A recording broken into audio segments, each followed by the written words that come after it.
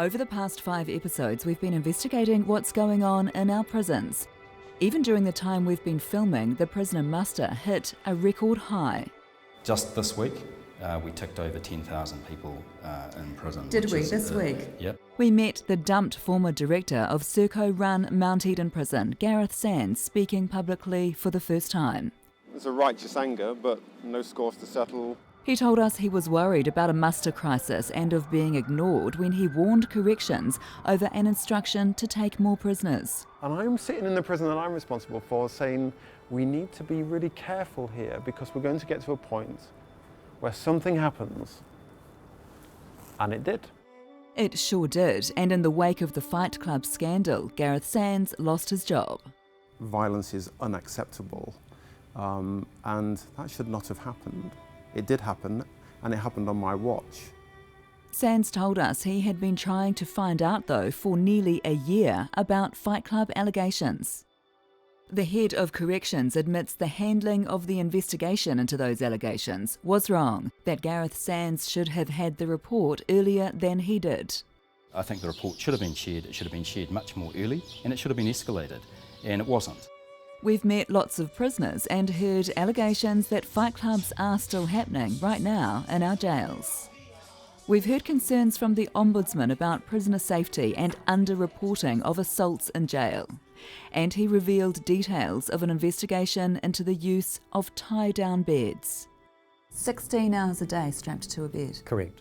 In a New Zealand prison. Correct. In Pāremoremo. Correct. We met the family of one of those people subjected to tie-down beds, Ricky Seller, who died in Pāremoremo in November last year. Why should a human have to go through that?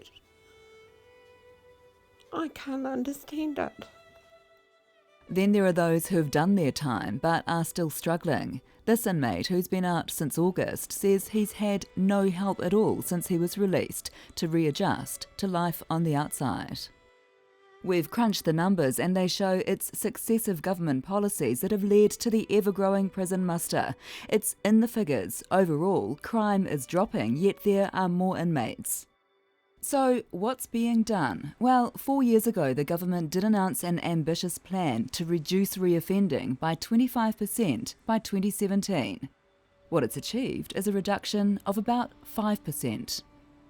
Demonstrably, the policy has failed. When it was announced in 2012, the promise was that there would be 600 fewer prisoners in jail by 2017 than there were in 2011.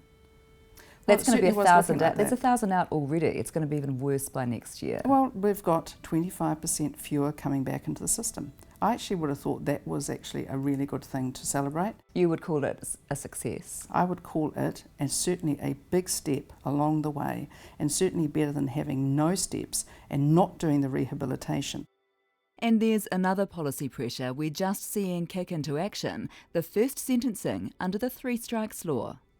At the time when it was introduced and which you helped shepherd through, we were talking about criminals like, the names being bandied about then were Graham Burton and William Bell. Instead we got some guy who pinched a corrections officer on the bum being sentenced to 7 years in prison. Is that what the law was intended to do?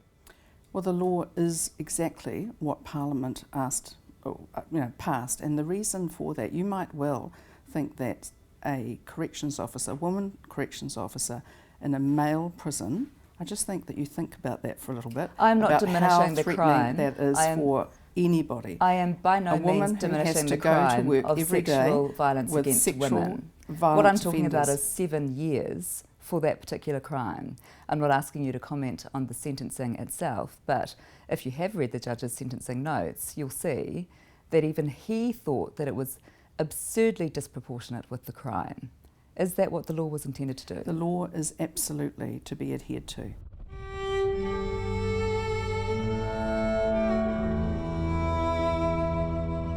So, under current policies, are we on the right path? We've come to see Kim Workman, who argues strongly that we're not. He's a former prison boss, a former police officer, a former policymaker. He's been there, done it all. He was even there the day in 2011 when then Deputy Prime Minister Bill English made a controversial and extraordinarily frank speech.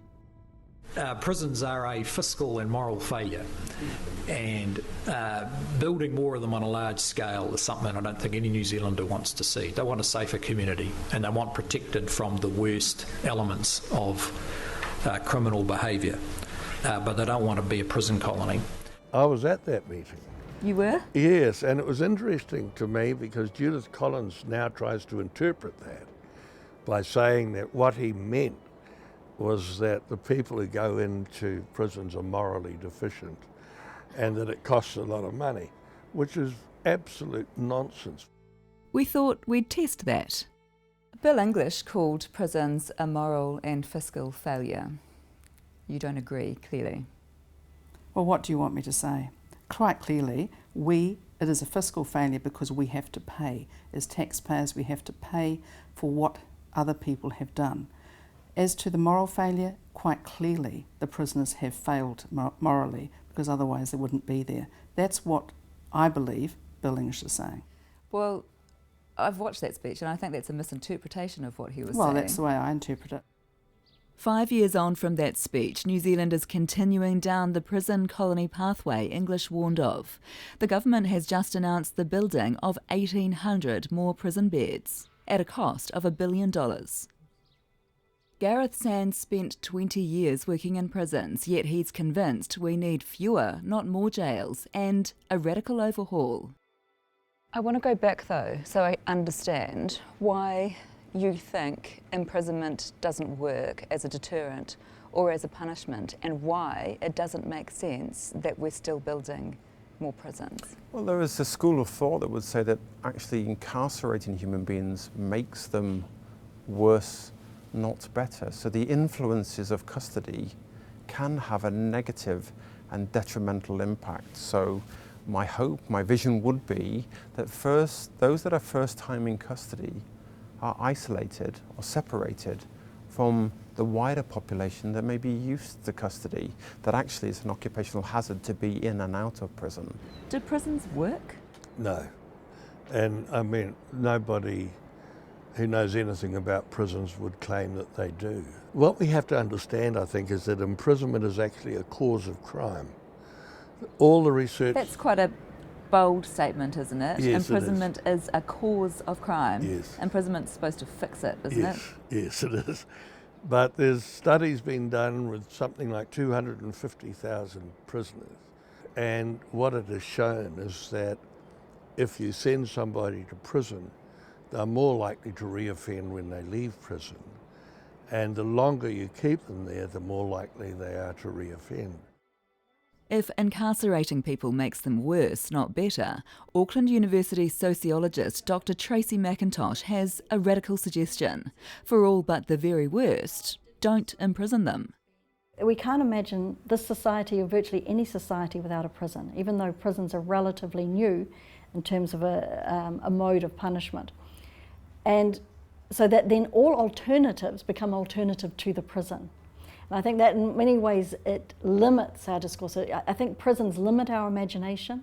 They limit our ability to think about what is it we're trying to actually achieve here. We're wanting, what are the outcomes? It's about exploring alternatives to custody, and it's also about when you have the people in custody working really, really constructively with them. Not just saying we're going to reduce reoffending, not just saying that we're going to actually address public safety and tackle reoffending rates, but actually working with individuals as individuals.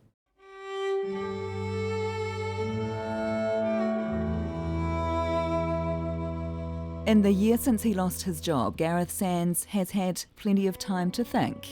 He's put together a 5,000-word vision for how to reverse the steadily rising prison muster. It lists practical solutions, gang exclusion zones in prisons, helping with debt management for inmates, ensuring prisoners have viable housing to go to on their release. So I think people are nervous about this business. They don't truly understand it. I think people even in the business and politicians close to the business don't truly understand it. These environments where we incarcerate human beings and take away their liberty are complex, but it is very political, it is very sensitive. And I think in previous general elections, there have been options offered which have been very limited. It's either hard on crime or harder on crime. And I would argue that it needs to be, we have alternatives to incarceration which are constructive for the country. Then what might the future hold without a radical change in direction? Victoria University criminologist Dr. Liam Martin says he's seen it firsthand. He spent 6 years studying the penal system in the United States, where 1 in every 100 adults is incarcerated. There's lots of things that I really like about America. My wife's American, I watch American football, I grew up watching NBA, I wear American sneakers. If there's one thing you don't want to copy, it's American prison policy. It is terribly dysfunctional in all kinds of ways. And not only are we not treating it as the warning that we should, but we're actively mimicking it by introducing 3 strikes legislation, by mimicking American prison architecture, by sending our police to New York. We are mimicking what we should be running away from. What would transformative change look like to you? Transformative change for me would be an acknowledgement that as a society we must work towards decarceration, that we must be a society that recognises that we have the confidence to deal with these really critical, really difficult, really messy issues by not just locking people up. But let's have a plan. Let's have something really ambitious goal. Let's be world leading in this area to show that decarceration not only can occur, but can occur and create positive transformation. Incarceration nation to decarceration nation. Those campaigning for change know it is ambitious and that it would take at least a generation. So, winding down in semi-retirement, Kim Workman wants something far more simple for now. Just run a place where people are protected, safe, and may I say it, loved. Loved. I don't think that's in the corrections manual. Not in the dictionary. But love is important. And you know, sometimes when these guys are respected for the first time, when they're acknowledged for the first time, when they're empowered for the first time, when they're loved for the first time, transformation occurs.